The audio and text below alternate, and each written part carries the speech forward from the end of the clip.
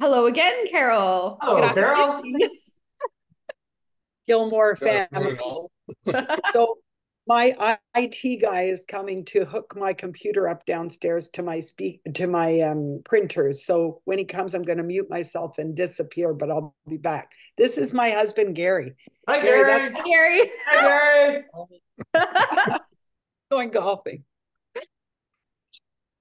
How was Ah, lunch? hit him straight. Lunch was good. How was your drive back home? No, nothing. Are we alone? No. Okay. No, we're all I spoke to eavesdropping. Lynn. Hi, Elroy.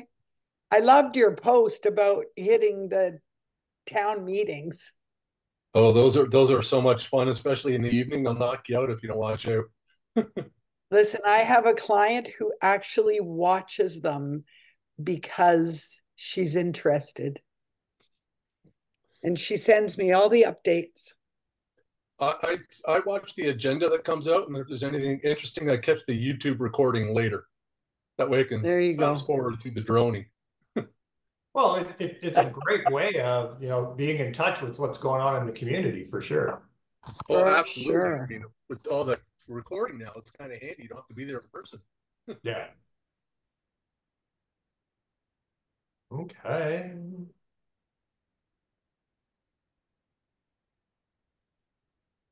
So is this when I tell you guys this is actually a spoof to get you here for another mandatory meeting? I don't mind. No, no, no. Hang on. Stay where you are. Stay where you are.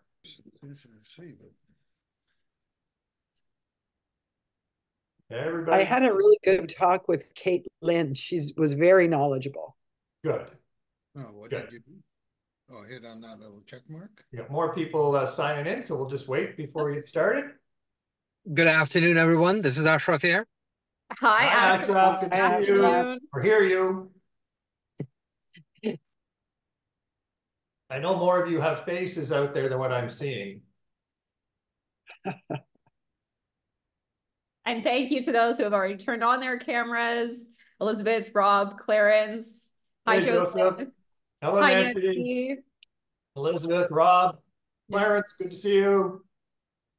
I'm here, guys. Sorry, I'm just grabbing lunch. It's a little loud. That's That's okay. Good afternoon, everyone. Finally got afternoon, Good Clarence. afternoon. Hi, everybody. I'm working on getting a webcam, so it will be in the next meeting. That's Sounds good. great. Hey, Peyton, don't buy one. I have one you can have. Oh, perfect. Some There office we supplies. go. That's super. Good. Got more people coming in, Michelle? Yep. Okay. And then to our team in the boardroom, hello. Everyone can hear me in there. We're good. Still admitting people. So we're just getting everyone connected. Then I'll pass it over.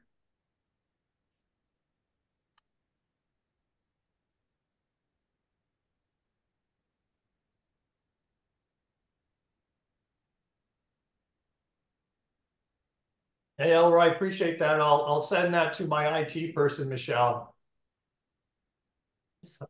So, Elroy, what you sent, is that a automatic recording that it does? The automatic records the Yeah, for the township? well, you just sent me something to record the Zoom. Oh, did I? Yeah. That's probably my AI thing that's recording that. Okay. It automatically jumped on. I didn't even realize it was activated. There you go. Okay. It's not the first time I've seen that. I'm just getting more familiar with it. So, all right, Michelle, how are we doing there with people coming in? We still got a few stragglers coming in. All right. But you should be able to get started in the next minute. Okay. Hi, guys. Hey, Frank. Good to see you.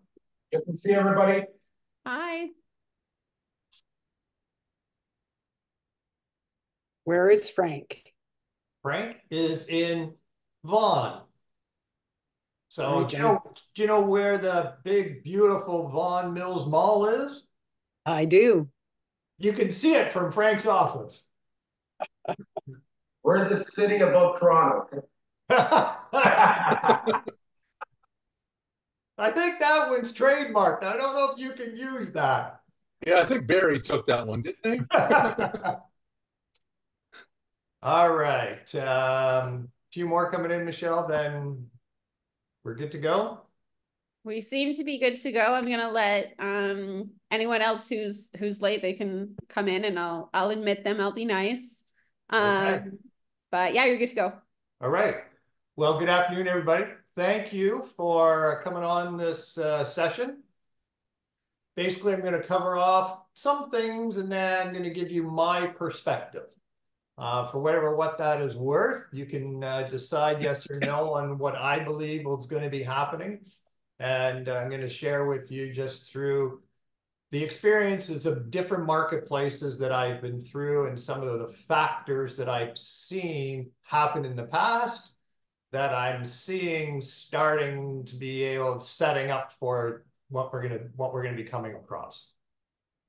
So we're going to talk a little bit about just some general information. I am going to cover off in the beginning the new Homeowner Protection Act that just became effective 2 days ago. Just in case you're not aware of it, I'm going to talk about some housing affordability measures.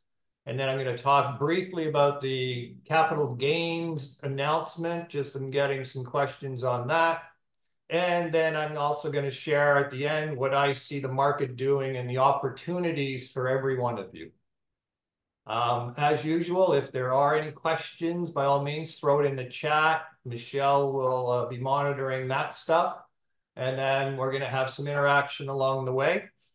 So once again, hey, thanks very much for participating. And I think this will be a great opportunity for everybody to share and help us all become more successful in this marketplace.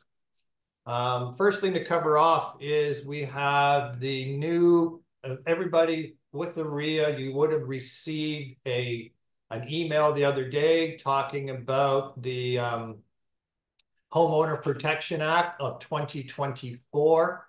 The reason I want to cover it off is because these are some details you do want to be made aware of, okay? It is on the RIA site. The full actual act, I have not read through. They have highlighted some of the, basically 4 of the important parts. First one is the there's most notably a 10-day cooling off period for buyers of newly built freehold homes. Okay.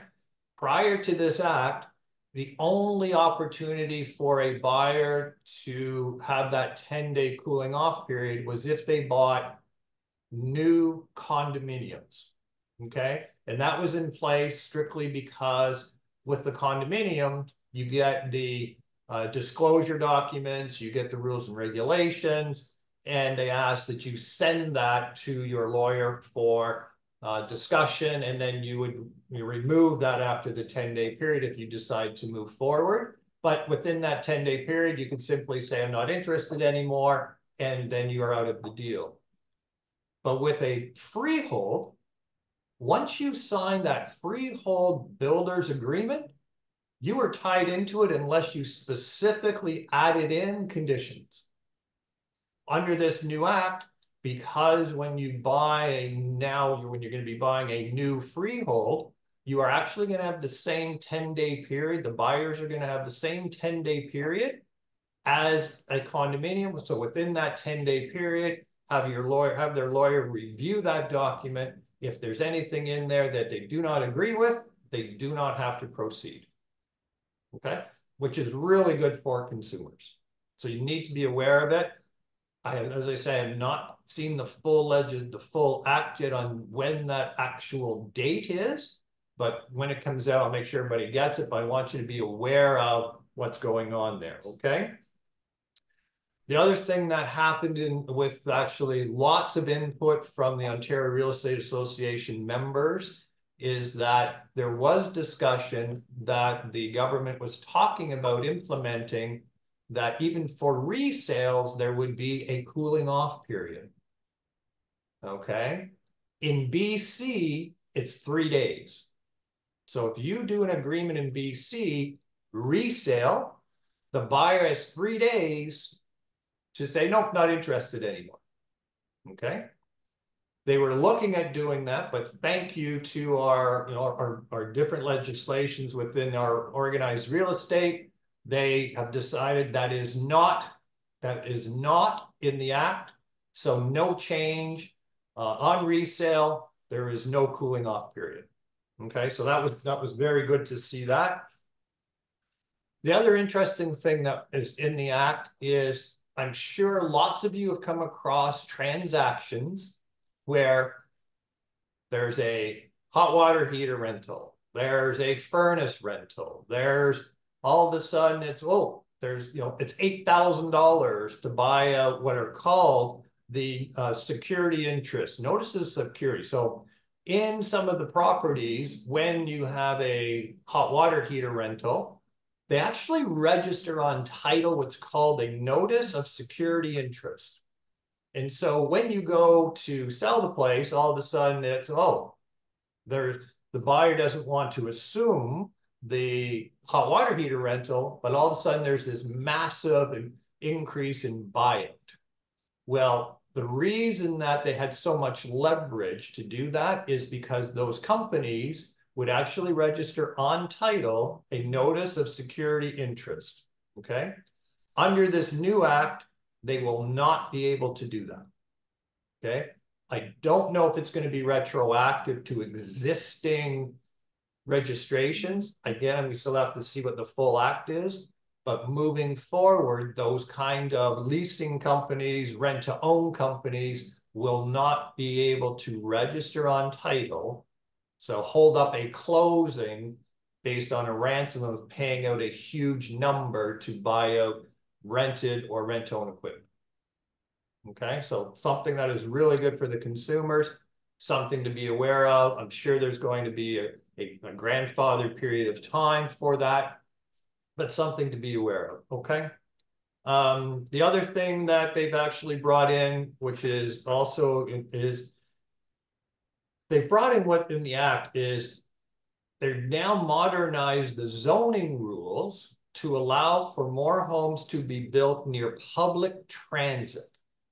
Okay, so making it easier and faster to increase Ontario's housing supply. Housing supply is a huge thing. In this act, they've now put into place where if, depending on where the property is, it could actually be, depending on the distance from public transit and depending on the type of public transit, the development of that parcel of land can be fast-tracked, okay?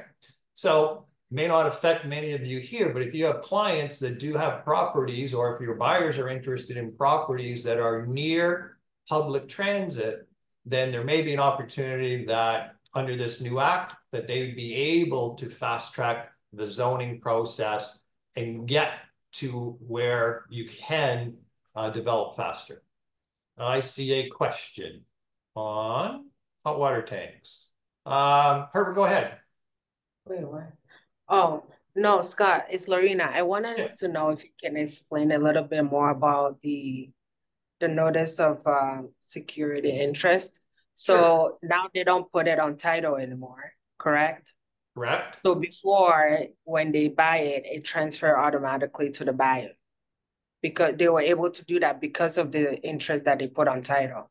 What happens now in the event where somebody doesn't want to buy it?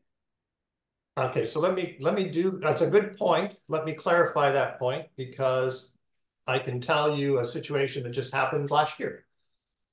Under the actually agreement of purchase and sale, where it says rental items, okay? If you do not put anything in there, then anything that is rented, your seller has to pay out, okay? It's not automatic.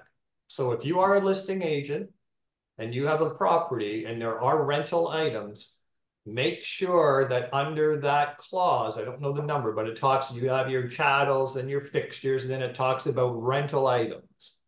Make sure that anything that is on your listing that talks about rental items is in that line. If that line is left blank, any of the rental items your seller will have to pay out before on closing. Okay, so even though it's in the listing agreement, if it's not in that particular line or somewhere else in the agreement, it is deemed that the seller is including those items because they are attached. Okay, they're including them free and clear. So that's one point. Do we need to put in the total amount of what the buyout would be, or just the rental amount? Well, you don't have to put in the actual buyout amount if you're including it as a rental item. Okay, if it's included as a rental item, you put in what the rental amount is. Okay, if that line is left blank, I can tell you from experience of me missing that line, last year cost me $995 plus HST to buy out a 10-year-old tank. So talking from experience, I missed it. I found out later that the agent did it on purpose. Okay, the buyer agent did it on purpose. My mistake. So I'm letting you know from experience, and I talked to a lawyer. We even had a clause in there that said they were buying the property as is, where is, and that does not cover off that particular item. Okay, so even 44 years in the business, still learning. So when it comes to the actual buyout of the contract, okay, they do have it registered on title, and so you would then have to, if they do not assume it, okay, and it has to be bought out, then you cannot close title, give title until that agreement is in place, however that is, okay? Under this new act, they will not be able to register anything new for rental items, because they say, I don't know if it's going to be grandfathered, so they cannot hold up the closing. So even if there was a buyout, the actual company would have to go after the original contract person outside of the transaction. Does that answer your question? Yes. Okay. Yes, Scott, it does. Thank you. Okay. Great. So moving again, going back to the Homeowner Protection Act. So now you have the fact that if you have the opportunity of properties that are near transit, by all means, make sure you can, see if there's an opportunity there. Obviously, if you're the listing agent, see if if it does qualify under this new act, because that would be important for any investors or development. Okay, so it's important to look at that. Just going to flip through my pages, make sure we got everything. Okay. One of the things that's been coming up is I've had people talk to me about the capital gains.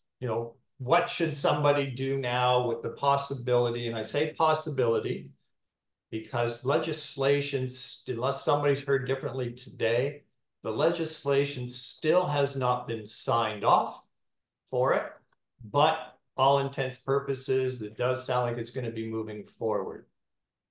Biggest advice I can give you, unless you are a certified tax advisor, over and above being a realtor, you need to tell them to seek advice from their financial person or certified accountant, because it is an individual thing. What we're talking about is today, anything to do with capital gains is obviously you're going to be paying tax on a portion of something that you sell that has capital gains applicable. It could be property, it could be investments. So always, always, always recommend that they go and seek financial advice from a certified advisor for that. Okay.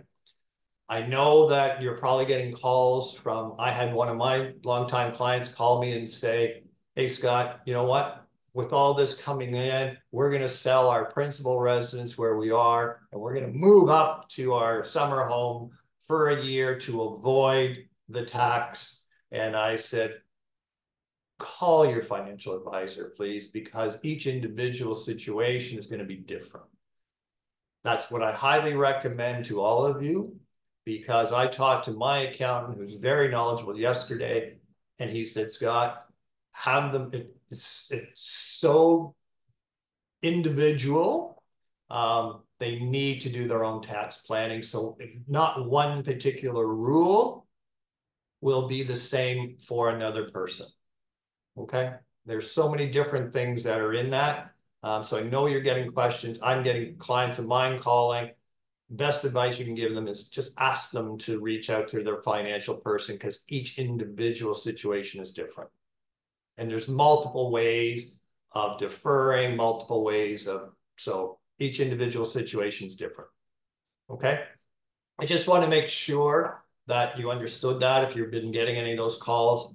Any questions on that before I go forward? Nope. Michelle, anything? See anything on the chat? Okay, good. All right.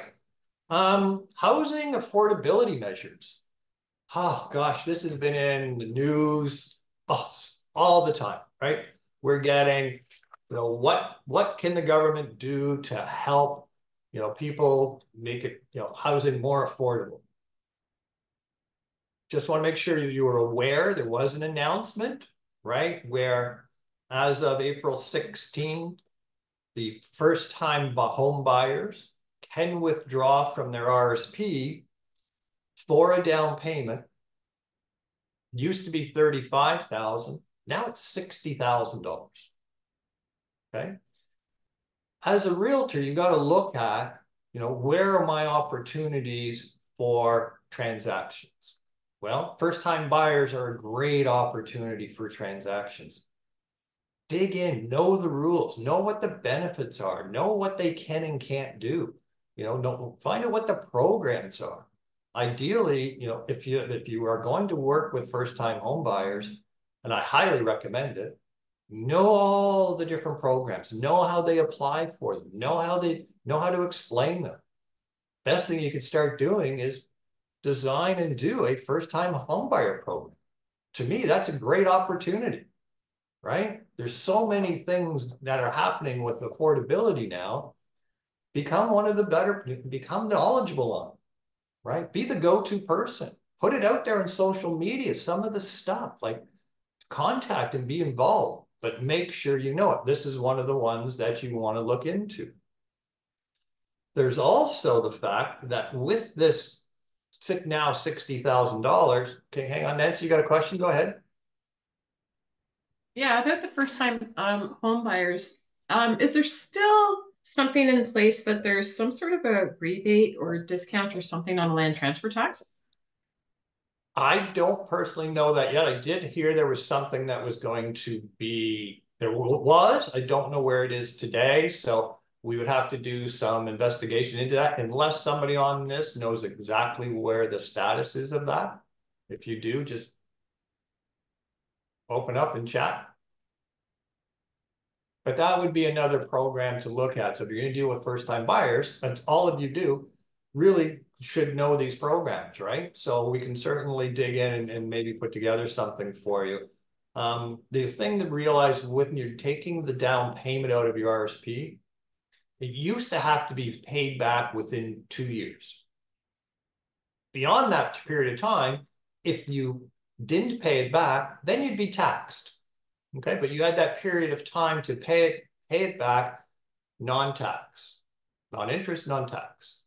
With the 60,000, they've actually extended that now, so you have 5 years from the time you take it out to pay it back.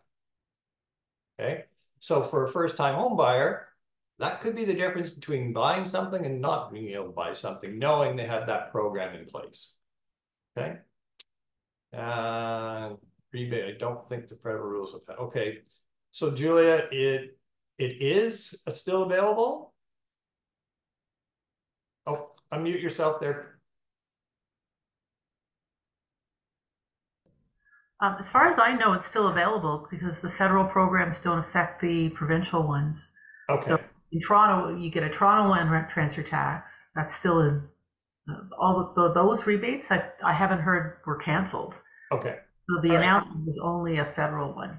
Okay, super, thank you. So, looking at anything for now, they've also introduced that there's a tax-free first home savings account that allows Canadians to put up to $8,000 per year towards a home, and you can contribute up to $40,000 into them. Okay. And so what's good about that is then now you have where this can go in, you can take it out, it gives you tax breaks, and you can use that as well as your RSP, okay, as a first-time home buyer, okay?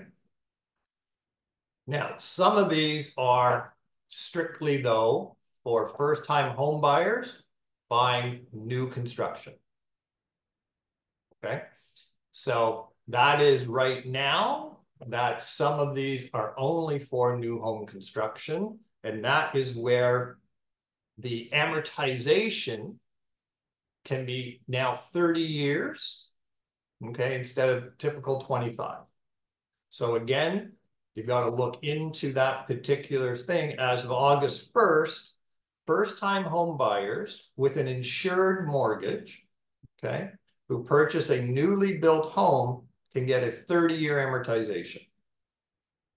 We're hoping, and I know the government and REIA is really pushing to see if they would do that same thing for resale. But as of right now, under this particular program, it only applies, the 30-year am only applies to pre-construction, which is another opportunity, okay?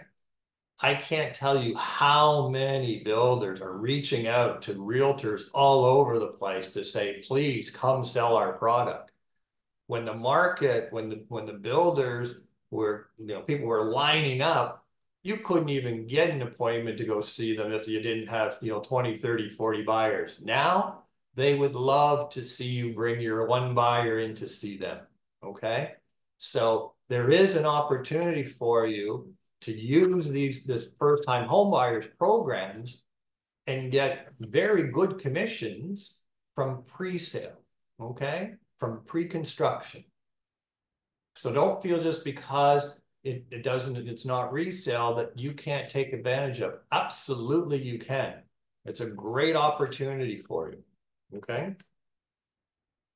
So that is where, some of those things, they've also introduced they changed the mortgage charter. Not that you want to be involved with this at all, but be aware of it. Ask them to speak to their mortgage professional. But there are other things in here that will allow the homeowner and the new buyers especially if you have an existing mortgage. They talk about now where they have to provide you up to 24 months in advance of your mortgage renewal. They've also put in that if you are struggling a little bit with your mortgage, there is now a temporary, this charter now provides for a temporary extension on the amortization period for mortgage holders who are facing financial difficulties. So what they're doing is they're implementing some tools that hopefully will be able to help people stay in their house versus having to deal with, much higher payments. I'm going to follow up with that later in the session, but, something to be aware of so you can guide your clients, because they're going to come to you and go, hey, we're in a situation, mortgage rates have gone up, we're struggling, we have no idea what our options are. You can reference the mortgage charter and just say, here are some of the things that are available to you if in certain circumstances. Make sure we reach out to your mortgage professional. It could be somebody at the bank if they're with, could be depending on the finance company they're with, and ask these questions. It could make the difference between them being able to stay where they are or, being able to at least extend the period of time that they can be there. Okay. Is anybody aware of any of this stuff? Okay, John, first-time buyers can also claim up to $10,000 on their tax returns as a non-refundable tax.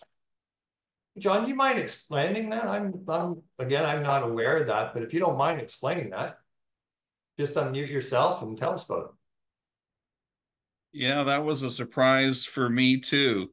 My accountant, when reviewing my son's tax return, found out that he had purchased. He made that claim, and my son was pleasantly surprised to save over $1,000 taxes this past year. So how does that work? Did they brief this?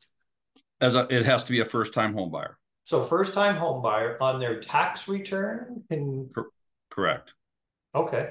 And is it a specific claim or a specific? I'm not sure. It obviously depends on the purchase price. Okay. Of the property, but it's up to $10,000 as a maximum non-refundable tax credit. Okay. Great. Well, so that's in addition to the land transfer tax, which he also got for both, as Julia was saying, for both provincial and this was City of Toronto. So you get a double land transfer tax credit in addition to this. Okay. John, would it be possible if you could maybe reach out to the accountant that did that and just maybe get a little bit more information and send it to me, if that's possible? Yep. So that we can investigate that further, because that's definitely, I was not aware of that. So okay, that'd be great. Thank you. Okay, any questions so far? Okay, nothing, see anything? Excellent. Okay, now we get into the fun topic of what everybody's been calling about. Mortgage renewals and how is that going to affect the market? So if I just stop now, I'm sure all of you have a comment you can make on that topic, right?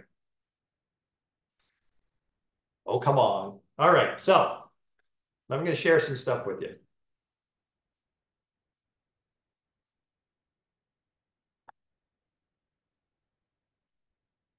So data from the Bank of Canada as of December, 80% of all mortgages that were outstanding as of February 2022 will experience a payment increase by 2024, and virtually all remaining mortgages to go through their renewal cycle by 2026. Okay? No surprise. We know mortgage rates were low.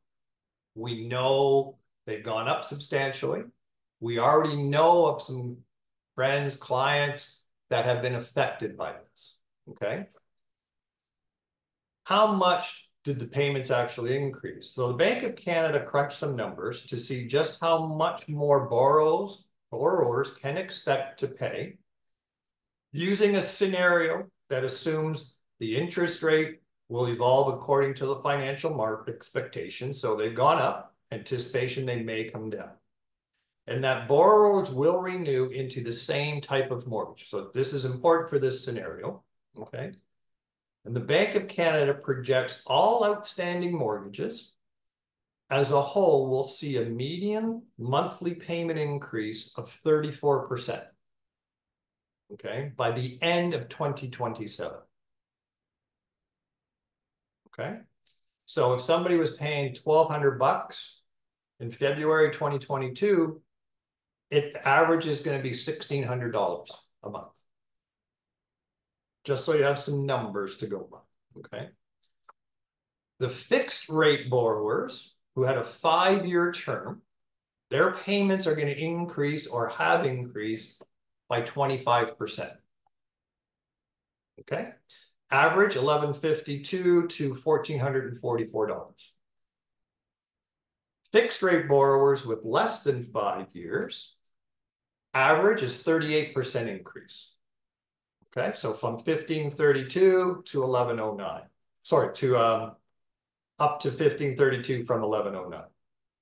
The variable rate mortgage borrowers, okay, who had a variable rate payment, that there's 2 types of variable rates, okay, that you had. You had one where your payment would not change, but the amount of principal that the person was paying against the mortgage would decrease. So your payment doesn't change, but now majority of it is going to interest.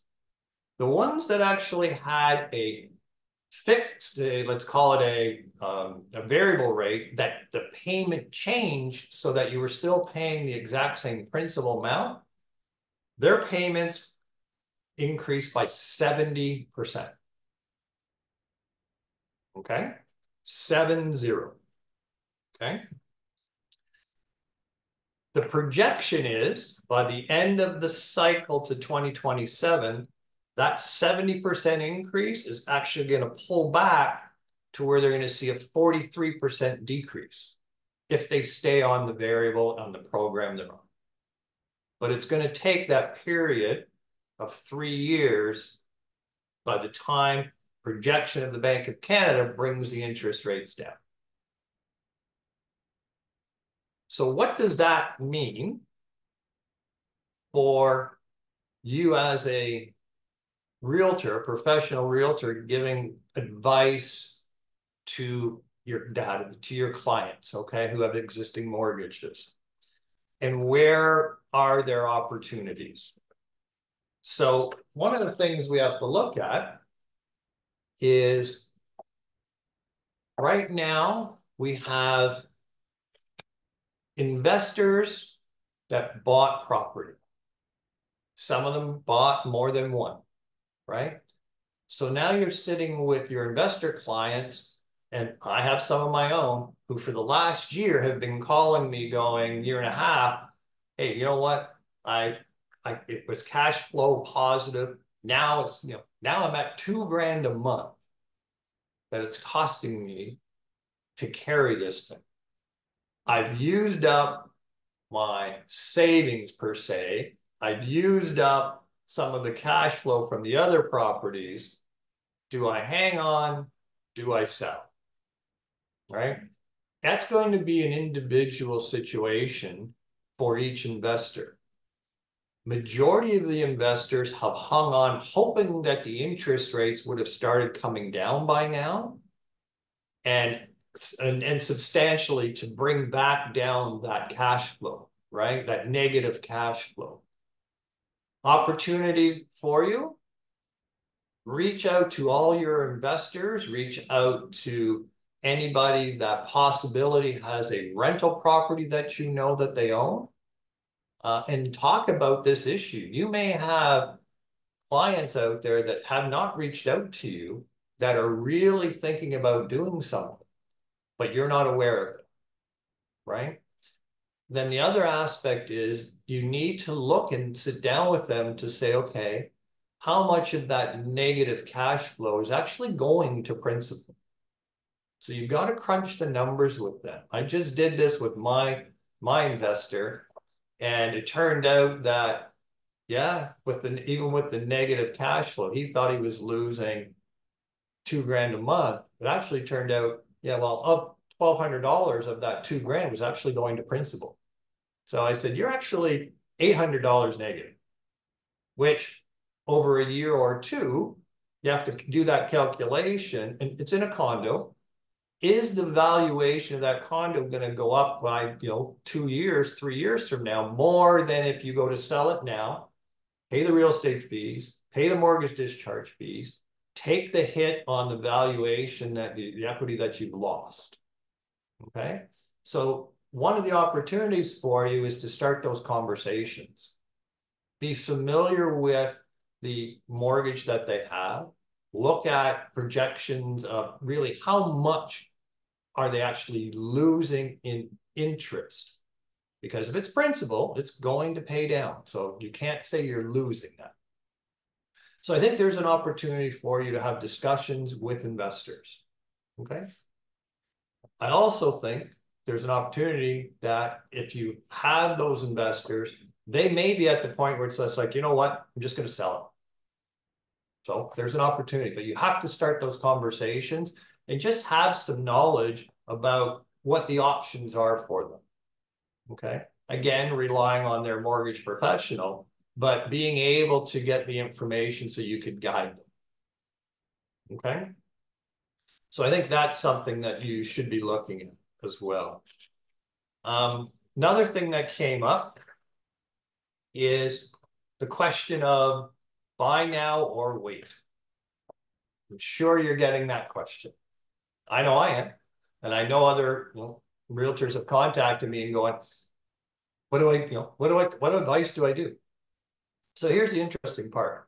I'm just going to read through an excerpt that I came across that I thought was very detailed for it. Canadian home buyers find themselves at crossroads. Should they take advantage of the current market conditions and buy now, potentially avoiding any steeper home prices down the road, or should they postpone their purchase to take advantage of lower borrowing costs? Expectations for rate cuts are driving up competition in the market. That started at the beginning of the year. Beginning of the year, we had a surge of buyers thinking, okay, I got to get in before the prices go up, because when interest rates come down, prices are going to increase. So I've got to get in now. And then we had a little bit of a lull. We had a little bit of a lull because interest rates weren't going down. Buyers decided to say, you know what, I'm going to sit back and wait and see what's going to go on, right? They're thinking that the prices were going to crash, then they could take advantage of it. Well, interestingly enough, is that in the beginning of the year, mortgage companies saw a 25% increase on pre-approvals on the fact that they thought mortgage rates were going to drop and they wanted to get in before the prices went up. And so here's the opportunity for you. Explaining that to a buyer, right, is going to be something that I think you could take advantage of. Use it as an opportunity. We know that as interest rates fall, we've seen this before. Some of us have lived through a marketplace where we've seen this. Rates fall, the consumer buying power goes up, so prices go up. So the opportunity is educating buyers today on saying, look, here's what we've seen in history. Rates come down, we get lots of activity from buyers, prices go up. I see this happening again. And I see it happening as soon as we start getting interest rates to fall a little bit. People on the sidelines are going to jump in. We are actually going to have a little bit of a surge. So the opportunity that I see is reaching out to those buyers or promoting to buyers that are sitting on the sidelines, either through your social media networks, and promoting the fact on why they need to contact you to see why they need to buy now and how it possibly could save them paying extra over and above what they could buy it for today, even with the way the interest rates are today, okay? And why I say that is, once we get into a surge, and it's coming, I'm going to tell you why. Once we get into that wave of momentum, by the time buyers get ready to take advantage of it, they've already lost out. They've lost the beginning of the surge. Yes, long term, they're still going to win. I think the opportunity right now is educating buyers on how they can take advantage of what is coming now. Okay? And how I say that is, the difference between buying a property today at the interest rates, and understand that there is some mortgage companies out there that are bringing rates down. They're posted rates because they're not getting money out on the street. Well, if someone took a 2-year term, even though you're going to pay a little bit higher interest rate, in 2 years, all anticipation is that rate's going to be much lower than what you're going to pay today, but prices are going to be higher. Getting in today at current prices, getting in today with motivation of good sellers is an opportunity. Okay. So I think this is a good opportunity for people, yourselves, to contact and promote the fact, okay? I've seen this happen. I'm sure others on this session have seen it, where the market was stalled and wasn't sure which way to go. All of a sudden it got momentum and off it went. And people that got in early, even though they're paying a little bit higher interest rate, 3-4 years later, we're way ahead. Then waiting for a year, waiting for the interest rates to drop down further. Okay. Definitely open to discussion on thoughts on that before I move on, but I think that's a great opportunity right now. I'm going to take a breath and see if anybody wants to comment. Tell me I'm crazy, or tell me, hey, I see that happen, or we've seen it happen before. What? Yeah. It's not, yeah. Many times I've told my current buyers who are waiting on the fence to take a short-term 1 year, 2 year rate even and get into the market, because they don't have any competing offers right now. They can negotiate the price even further sometimes. And yeah, lock it in at a higher rate for 1 or 2 years, sacrifice that. And then when they come for a renewal without any penalty, they'll get a lower rate. They can shop around for, like, easily 1 or 2% lower than what they would have paid for a 5-year term. And also the lenders are offering a long-term, like a 5-year rate's already 4.5, 4.8. I've seen some advertisements online. So sometimes some buyers will say, oh, no, they're not ready. Somehow they still want to wait. Like, I don't know why they don't want to take that chance to, lock it in. Yeah, and there will definitely be some that will not proceed. They want to wait and say, okay, this is how they think, but understanding and explaining to them and being able to talk to consumers about history. We've seen this happen, right? Mm-hmm. So that's where, I don't want, and that's why I'm excited for this market we're coming into. I have seen it before. And definitely you work it, you are going to be successful. You are going to reap these benefits. And I'm going to finish. But you have to be educated on it, right? You got to be able to explain it. And so what I would recommend is just making sure that you use this as an opportunity. One, to make sure you know all the programs, being able to say to them, well, history has shown, because it has, this is where we've been before, and this is where history will show itself. So, 2 years down the road from now, they're going to look back and go, wow, I'm glad I made that decision. Versus waiting a year from now and going, I got a lower interest rate, but the appreciation, unfortunately, I'm behind, I'm not ahead. Okay, so good points. Thank you, Nasir, for that. Okay. Another opportunity. Okay. Canada's population growth. Okay, see, this is from Korea and through CMHC to put this together. Canada's population growth will directly correlate to the real estate demand. We know that. Over the next 5 years, Canada is forecasted to lead all G7 countries in population growth. That is huge.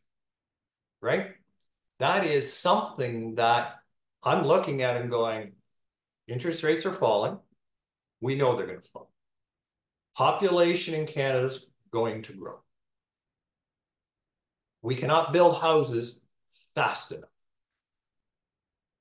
I don't need to be a rocket scientist to figure this out. Prices are going to go up. Okay? I just see it. I feel it. I see it. I'm just hoping that you guys can take advantage of this. Okay.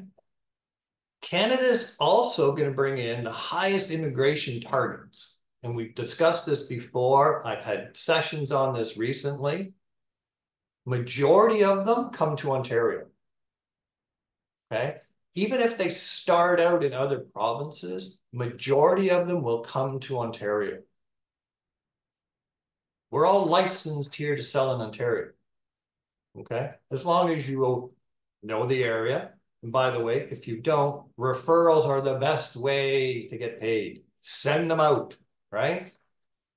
But Ontario is going to have the highest population of immigration, and it's planned not just for 1 year. Okay, so we got to take advantage of that. There's no way housing supplies are ever going to catch up in the next 5-10 years to the numbers that we're going to need. I don't care if they start building cardboard boxes and putting them out, they will not catch up to what we need. They are coming up with some great ideas that we could take advantage of and builders can take advantage of, but they're not going to catch up. Okay, supply is just not going to catch up. Another opportunity for you, okay?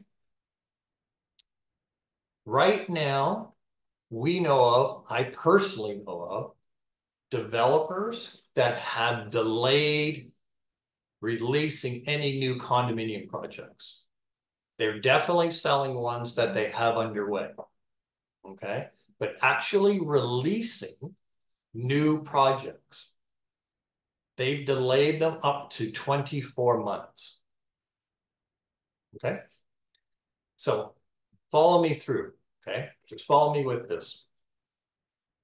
A typical project, once it gets released, okay, once it's released, open for sales, will take a minimum of 5 years to be occupied. Okay. We now are in a situation where we have builders that are saying we are not proceeding for 2 years minimum to release any projects. We're going to finish what we have. They cannot turn the switch on like that. So here's where I see an opportunity, okay? Right now, the condo market is saturated because we've had projects that occupancy took place. Investors bought them. They're now looking at going, you know, they want to do assignment sales. They're now going, you know what? I've got negative cash flow, so I want to sell them. You have builders that have existing projects that they are now trying to sell, okay, that are already under construction. So now we go 2 to 3 years out. You now have builders that are just starting to release new projects. You have people that are finished their projects. So what do you got? You have a shortage of supply in the condo market that I see happening in about 2.5, 3 years. Anytime you have a shortage in supply, then what happens? Valuations go up. Builders are not going to release projects until their cost per square foot that they can sell them for will give them a profit. Okay? Minimum profit that builders will look at that they need to get their financing, construction financing after everything is done is 15%. Currently, at the cost per square foot that builders can sell at is the reason why they're not releasing. I see an opportunity that if you have somebody, great opportunity for first-time buyers if they're in the condo market, okay? Know how to do your assignment sales. If you do not know how to do them, come see me, reach out to me. I can walk you through them, okay? They're not as scary as everybody thinks they are, okay? Look at pre-construction builders right now. Pre-construction lines, they are doing everything they can. They have incentives that they will sit down with your client and go through and look at all kinds of incentives, delaying the deposit structure. They'll actually give you interest on your money, on the deposit you put forward, and you give it to you as a credit, okay? They're throwing in parking. They're like stuff that you would never have heard of 2.5, 3 years ago from a builder, 4 years ago from a builder. it's now available. You know, to me, that's a huge opportunity that you could talk to. So, you know, get on your social media stuff, get into your databases. There's an opportunity there, and the new construction people, they are absolutely waiting for you to bring your one client. You don't need to bring 2, 3, 10, 50 clients. Bring one. They'll help you put the deal together. And by the way, they're paying about 4%. Some are paying 5% commission, where you'll get half of that 90 days after the deal's firm. Another opportunity that I see, that I know down the road, those valuations are going to go up. Builders will not build until they can make a profit. Saturated condo market now for the next 2 years is going to dry up. I'm trying to convince one of my investors to hang on to a couple of the properties they have, because I believe that what they're going to lose, an actual loss in cash flow, they're going to make up way more than they're going to lose. Some may not be able to hold on, but that's what I see. Love to hear any input from anybody on, and it doesn't just have to be the condo market. No matter where you are in Ontario, check with the new builders, okay? Some of them actually built on spec and have existing inventory. And they are willing and able to say, hey, you can bring me a buyer. These are the incentives I can put in place, okay? They're way more being aggressive, trying to put deals together than what they were, as I say, 3, 4 years ago, when they basically had buyers coming everywhere. Okay. Comments before I continue? I know we're probably going to go a little bit over, but just thought, okay, we'll keep going then. I've got opportunities in all these sheets. Okay, here's another one for you, okay? Well, the whole country is reeling from high interest rates. The problem is more acutely felt in the cities of Toronto and Vancouver, where residents have higher loads of debt due to more expensive housing. According to a recent mortgage payment report from Equifax, monthly mortgage payments across Canada increased by $457 in the fourth quarter of 2023. Okay. Both, but in Toronto and Vancouver, they saw increases of over $680 per month. Okay. So what's interesting with that is, yeah, interest rates have gone up. People are actually, but everybody has to remember, unless somebody changed their lifestyle, that thing that we thought was, you know, why are you doing this to us? Why is this stress test so important? That stress test is actually helping a lot of consumers, unless they change their lifestyle, but has really helped them maintain their properties, even with the increased interest rates. Okay. Here is something else to keep in mind. This is what's going on right now. Okay. The Bank of Canada predicts that 80% of the fixed mortgage holders will face a relatively large payment increase by the end of 2025. We've talked about that. Okay. The possibility of mortgage renewal payment shocks could push property owners to put their homes up for sale. As homeowners struggle to refinance their current mortgages and qualify for new mortgages, and the forced sales continue to pile up, supply and demand will remain balanced. Okay? Not a crash, balanced. We've long time been in a seller's marketplace, right? I still know of areas that you're running around with buyers, you're putting offers in.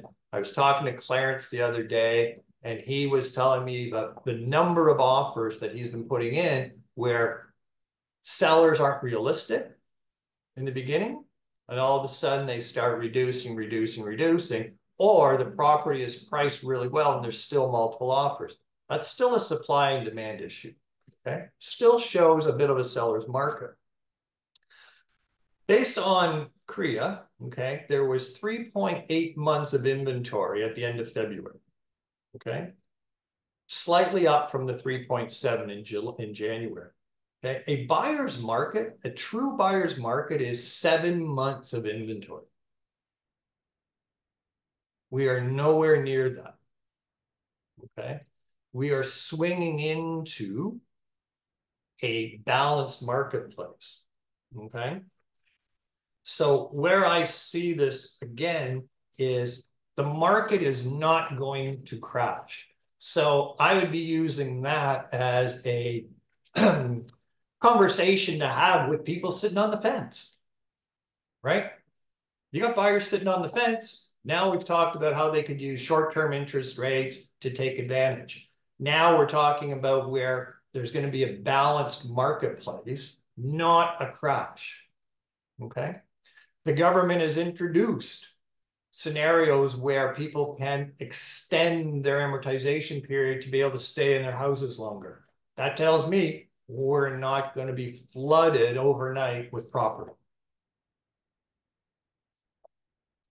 Okay, so I know you guys are thinking, where the hell is he going with all this?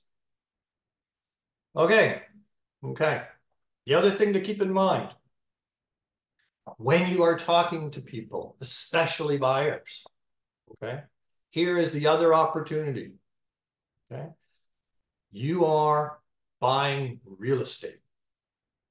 I don't care if you're living in it, you're buying real estate. Real estate is one of the best tools for building wealth for any individual. Over history, we've proven that, especially if you're going to live in it yourself and it's your principal resident, it's tax-free. I'm going to share this with you. This is not my quote. I'm taking this from an article, that very good article. Building wealth is easiest when you trade up in a down market. Building wealth is easiest when you trade up in a down market. I look at the opportunity right now where we are to do exactly that. Do exactly that.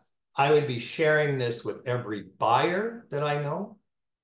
I would be sharing this with every client that I know that has talked about doing a move up, but is sitting back going, oh, I'm going to wait till the interest rates come down.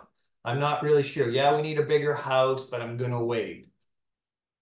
The easiest way to build wealth in real estate, right, is to trade up in a down market. We've all talked about this before, okay?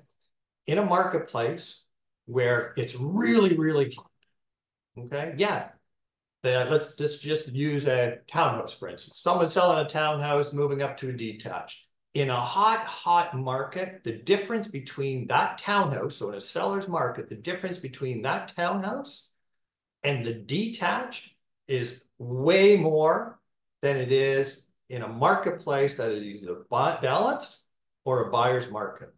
We are sitting right now where there's so much uncertainty.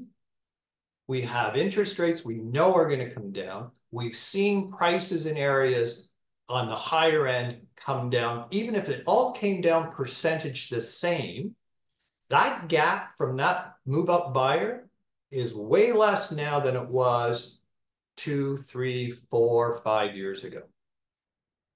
To me, that's an opportunity. That's an opportunity to reach out to your database and just say, have you guys ever thought if you were to sell, where would you go?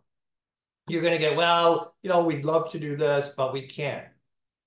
Go over and see them.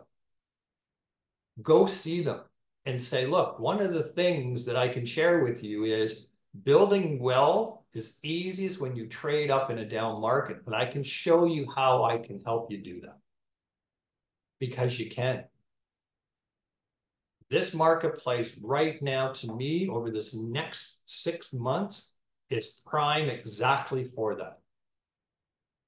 And it's definitely conversations you should be having.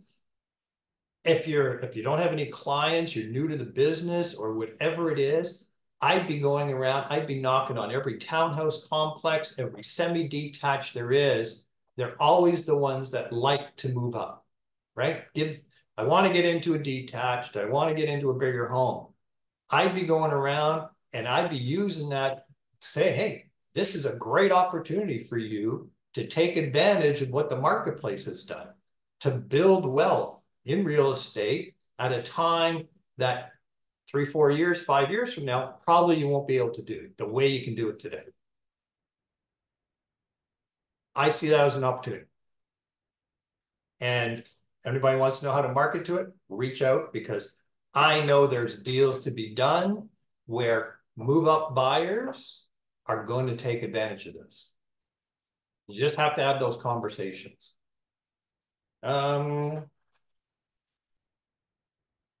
Okay.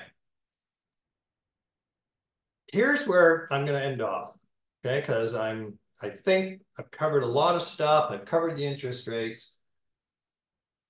I hear lots of talk about when the interest rates go up, we are going to get flooded and it's really going to swing. Hopefully I'll explain to you that there's some government things that have been instituted to help people stay in their houses. Okay? Yes, I'm going to tell you, we are going to see more inventory coming on the market within the next 90 days to the end of the year. I think that's fabulous. We want that inventory. We need to have that inventory. Okay? There are buyers that are ready to buy. There are sellers waiting to see what they can do. There are people that do want to move out of the houses they're in and buy bigger. But they're all waiting for this magic day when all of a sudden it's like, okay, go, interest rates drop, let's do this. I see that if you are going to work, you get ready now, you start prospecting, you start having these conversations and understand you got to do it daily. You got to plan your day, plan your week, have these conversations, do your marketing consistently. The next 10 months, I'm going the rest of this year and our spring market next year, you are going to reap the benefits. On the other hand, if you sit back and you wait for your clients then to reach out, you wait for the interest rates to fall before you get started on doing what you need to be doing, you are going to be left behind.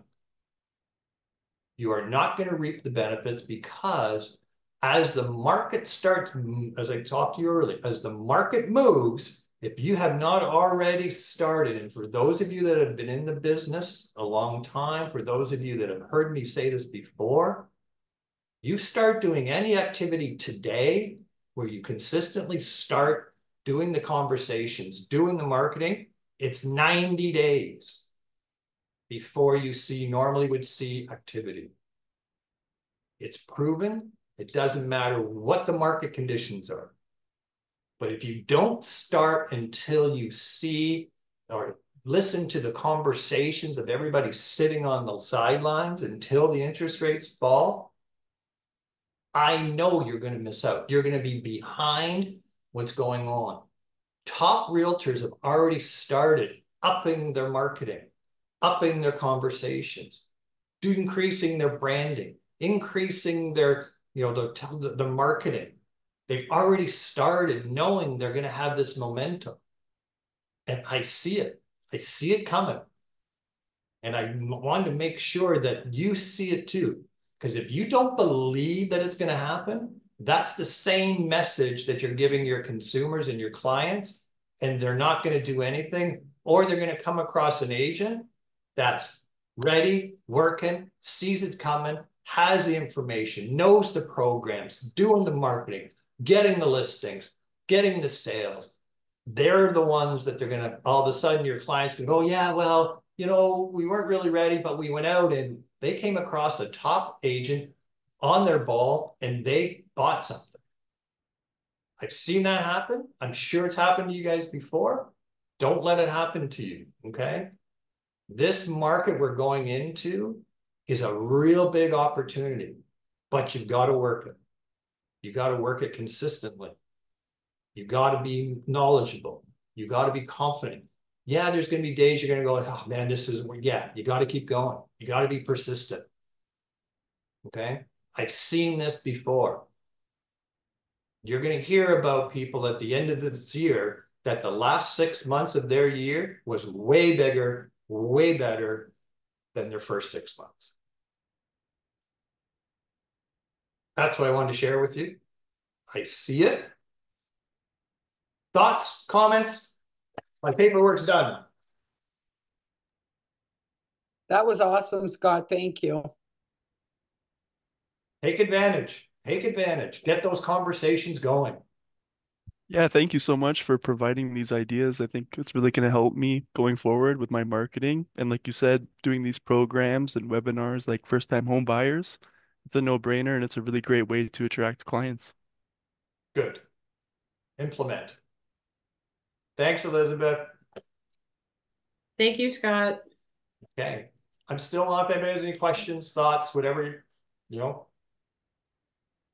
If you think I'm crazy, let me know, but I'm going to prove you wrong. Scott, Well, we could think we could think you're crazy on other levels, not real estate. That's okay. I'm just kidding. I would say definitely this is an eye opener. Whatever we basically heard today, it's real facts from the market that is happening, and certainly, definitely, this will help out in reaching out to the customer. And definitely, this is the time that we can go out and discuss and talk to, especially the people who are on the sideline waiting. Exactly. Thanks, Ashraf. Appreciate that. Yeah, Thanks, Scott. Joe. So regarding the cool-off period for the freehold homes now, right? Yes. Do you know if that would apply to one-off custom homes, or is this just for subdivision plans? Anything that is custom built that will have an agreement. So if they're part of Tarion, as most builders are, there will be a Tarion component to any agreement, even for a custom built, if they're, as builders have to be registered. So this more than likely will apply to them because it gives their lawyer the opportunity to review all the documentation. That's what that 10 days is in for. Okay. So it's basically more so attached to the Tarion side of the agreement now. And to most custom builders or let's just call them freehold builders, doesn't matter if it's custom or not or subdivision, their actual documentation, their agreement of purchase and sale is individual to that particular builder, right? So what the government has come in and said is basically saying they need the opportunity to be able to have that, review it, discuss it, and have the option of saying, not interested, just like a new condo. Very good. Thank you. Okay. Perfect. Thanks. Thoughts, comments? Well done, Scott. Well, thanks, Tina. And I agree with you. What? Come on. I know. Yeah, Rob. Go ahead, Tina. Sorry, were you finished or? No. I agree. This market has been in too long of a wait and hold situation. And buyers and sellers are, excuse me, and forgive me for saying this, are like cows. They all move one way. And everybody right now is waiting, and they will all get off their duffies all at once, and we're going to be running. And I mean running. So get your running shoes out and start counting what you want to make. That's it. Thank you. Thank you. Well Rob, done. yeah, Rob, comment. You were just to say that those of us who work up north are seeing a very balanced market. We just had a session today in the annual general meeting of the Lakelands board. Yeah. And the Korea economist, senior economist, gave his predictions, and it is certainly in the north, Muskoka, Halliburton, Georgian Bay, Collingwood, that whole section through that whole area. If you have buyers, now is the time for them to buy because the listings are on the market. It's actually moved into a very strong, balanced market from a former seller's market. Prices are declining, so get those folks. We're happy to take referrals. Yeah, that's great. Great. And I am hearing that too. I'm hearing that in other areas outside the, let's call it the GTA area, which is great. Thank you for that information. Anybody else? Wait. Yeah, Nancy. Where are you located, Rob? We're in southern Georgian Bay. So okay. But we sell all across central Ontario. Oh, okay. I was just curious. Yeah. Rob works with me, Nancy. Pardon me? Tommy has It's all right. Rob works with me. Oh, okay. Tommy, you got your hand up? Unmute yourself. Yeah, Scott, just have a question. I have a couple of people who are on the sidelines. Like I know one who wants to buy a condo next year, March of 2025. But I have one client in particular. Right? I've been working with him, and nice guy. I met him at an open house, and he wants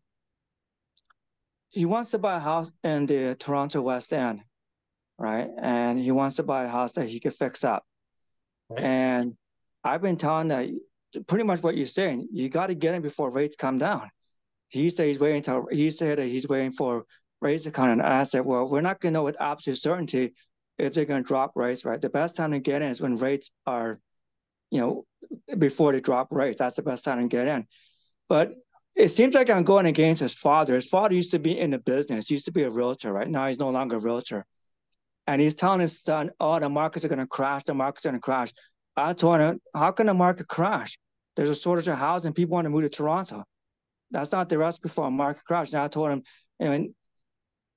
that like what the financial crisis, what happened in Las Vegas, Nevada, right? Yeah. I said the market crashed in Las Vegas because people were moving out of Vegas and there was a surplus of houses. I told him in Toronto, there's a shortage of housing and people want to move to Toronto. So the market can crash. Yeah. So it just seems like I'm fighting against his father. Obviously he's going to trust his father. Well, right? I've got a solution. It may not solve the problem. Solution. I've got a solution. Get me an appointment with him. Okay. You can set up an appointment. I'll go. And if we can get his father there, I'd love to meet his father. I may even know his father. So if his father's been in the business or was in the business, I may know of him. And we can research him, and I'd love to get in the room with them and see if I can't help you sway this guy over, because I believe the decision, if he waits, it's going to cost him money. Yeah, because he wants to buy a detached, and detaches are very, very popular. Yeah, that doesn't matter what he wants to buy. It's let's get him in a room and we'll sit down with him. Okay, I see it. See if I can get that happening. Okay. Thank you. Michelle, is there anything else in the chat in case I missed anything? Nope, just some very good students taking lots of notes. There was the link, both I believe John and Julia had both shared the link to that. Oh, to what? Tax return. The tax return information? Yes, okay. Yep. Okay. And then, yeah, Tina said there's a study from the TREB stating that they think the population of the Golden Horseshoe will go from 8 million to 16 million by 2050. Wow. Wow. That's exactly what Nancy said. Yeah. Hey, folks, look, all I can tell you is there is a huge opportunity, as I said. You have to work it, though. Don't wait for it to come to you. You've got to be working it. And I really, really believe that it's there. We are just starting a new surge, and let's get ahead of it. Let's be experts that we are, the executives in the business, help our clients, help the consumer. There is that, I know there's opportunity there. Okay. If you ever want to talk, reach out to me individually. Hopefully, as I say, thank you for being here. Thank you for all the comments and input. As we all share, everybody gets to learn, everybody gets to, absorb it and be able to use it in their own way. So thank you, everybody. Talk again soon. Bye-bye. Thank you so much. Thank you, everybody. Thank you, everyone. Take care. Thanks, Scott.